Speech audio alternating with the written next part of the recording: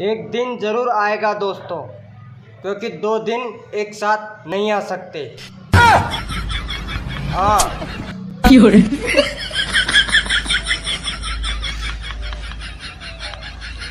दोस्तों पता है लड़कियां खाना कम क्यों खाती है?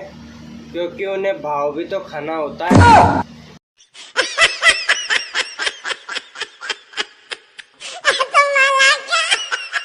तुम्हारे दिमाग में ना गोबर भरा हुआ है।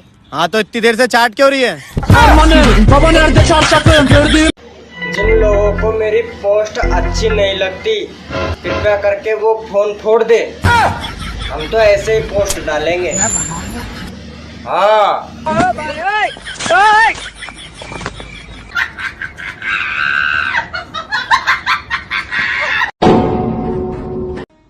टैलेंट की तो बात ही ना करो दोस्तों, मैं खाना और ताना दोनों एक साथ खा लेता हूँ।